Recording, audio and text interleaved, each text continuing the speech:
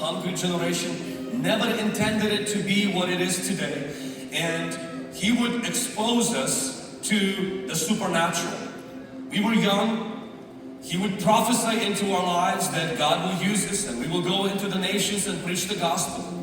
We didn't believe in that. But the Lord had that prophetic word anchored in our heart. When we were young, very young, He will take us to conferences as such. They were smaller, where demons were being exposed and expelled. They were scary conferences. I'm not sure how our parents agreed to send us with our uncle. I remember terrified because the guy that the Lord used in that conference was walking with a crucifix, and most of you know who I'm talking about, Dr. Bob Larson. And my only hope was sitting in a seminar like that is for the person in front of me to manifest so he doesn't get to my row. Because I was like, the way this guy looks at me and the way he waves his crucifix, I will scream out of fear. And that was my first exposure to deliverance. He would take us to healing conferences where we will be exposed to the Holy Spirit and the being slain in the Holy Spirit. And his whole point wasn't that we become demon interested. But his whole point is that when it's our time to go into ministry, we will never divorce discipleship from deliverance, and that we will never divorce supernatural from building the church.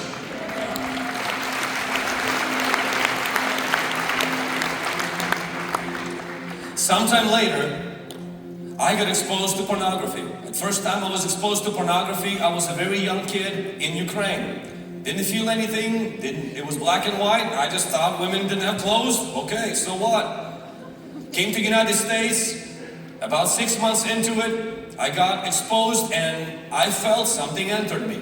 I didn't have a theological context for that was, and my idea of demonization or people with demons was always limited to people that are crazy, that have schizophrenia, bipolar, like those people walk around on the streets, are not in the right mind. Those are the people who have demons. Or if you have parents that are witch doctors who dedicate you to demons, you have demons. But I'm fourth generation Christian. I grew up in church.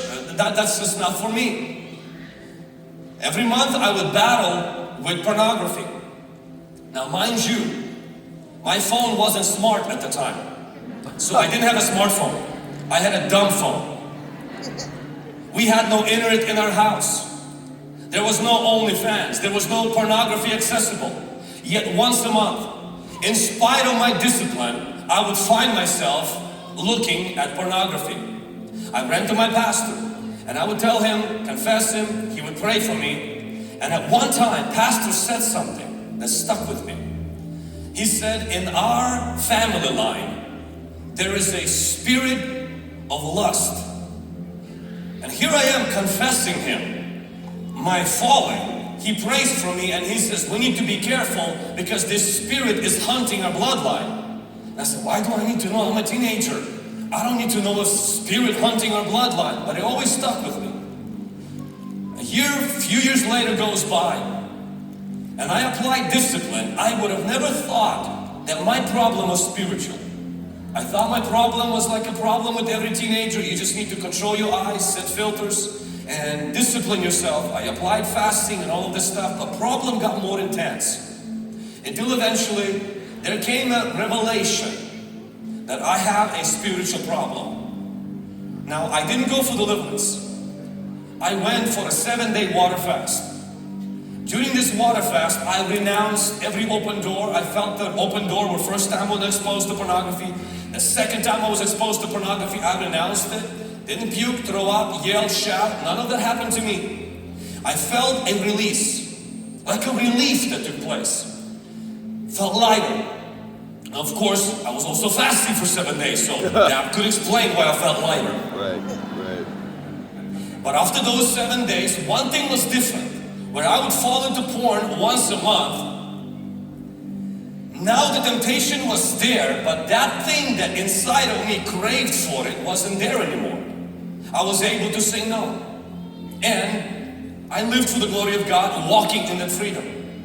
Sometime later, it was already years later, I started to experience another attack in my life. It was coming in my dreams. It was coming in my thoughts.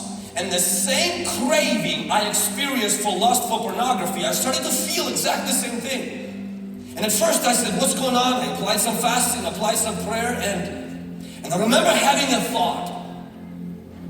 I think I need deliverance. But of course I brushed that off and I said, I don't think I need deliverance. I already went through self-deliverance.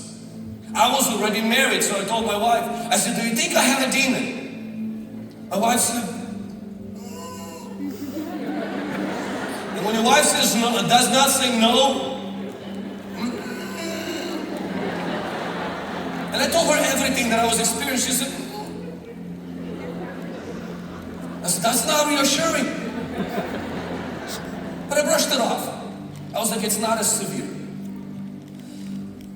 One of the people in my team, in an encounter with me, we were just walking in the hall, and he says, hey, I just went through deliverance. And I said, what?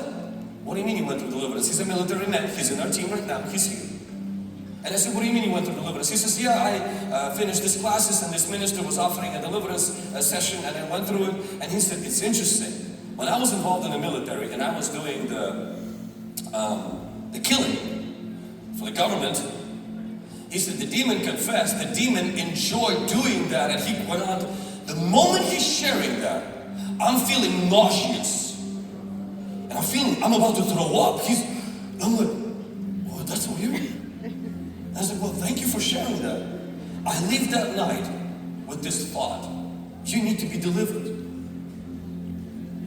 So I tell my wife, and I said, I'm going to take a few days to fast and pray, because I've been experiencing for months already these things. I can't shake it off. And I think I need someone to take me through the prayer of deliverance. Now, we believe in deliverance, we practice that, I believe in that stuff, and now I'm facing this thing. So I have a minister that I also would go to who scares me. And I said, this is the one that I'm going to reach out. And I messaged on Monday and I said, hey, can I see you for just a moment so you can pray for me? And I said, no, I didn't cheat on my wife, didn't cheat on my taxes, didn't do any scandal, I'm okay. But I think I just need some prayer. He says, absolutely. Get on a Zoom call. He takes me through some basic stuff. Now, I was ready. I was desperate. I wasn't going just to get a CT scan. I was going because I identified something I couldn't fix. When you have a wound, you gotta disinfect it, put a Band-Aid on. But when you have a splinter, you don't put a Band-Aid on it. You gotta pull that thing out. And I remember already going to the Zoom call and I'm just kind of like feeling weird. Now, I pray for other people. I know how this feels. And I seen it on their face. And now, I was the one that was going through it. Turns out that there were generational things that were happening, and I knew there were generational things that were happening. And for some of you, this might come out as a little bit kind of weird. What do you mean generational things? When people dedicate their children to God, God begins to mark them each generation. When parents dedicate their children to Satan, to witchcraft, demons begin to mark their generations. You may say, but what if people just give their life to Christ? There's still certain things that need to be broken. And turns out many generations ago, and then I remember the pastor's word when he said, there is some kind of a spirit that is hunting our generation. Where every generation there were weird, bizarre accidents that would happen. Like my grandfather ran over his own child. I was supposed to be born dead. And then I survived, and the next 2 years I spent in a hospital. And then one time I died, and it was actually my uncle who did a CPR with speaking in tongues and all this stuff who brought me back to life. There was this thing that was hunting my life from the beginning, that was trying to kill me in the infancy, in the womb. Because somehow 4 or 5 generations ago, somebody went to the witch doctors and asked for a blessing to get a harvest on the fields, and in exchange they gave their generations to the enemy. So now, though we served Christ, yet we had these unexplainable things happening.